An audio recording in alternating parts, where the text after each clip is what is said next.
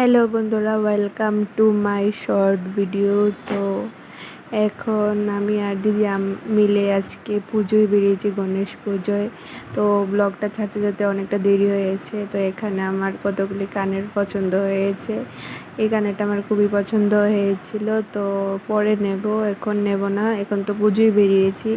তো সামনে একটা পুজোর লাইটিং খুব সুন্দর লাগছে দেখতে, মেলা। এখানে আমি আর আমার দিদি বেরিয়ে পড়লাম। তো ভিডিওটা এখানে আমরা মণ্ডপে এসে পড়েছি।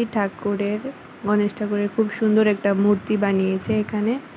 কি সুন্দর লাগছে দেখতে, কি সুন্দর একটা প্রতিমা, খুব ভালো লাগছে। এখানে আরেকটা মূর্তি দেখতে যাচ্ছি আমরা।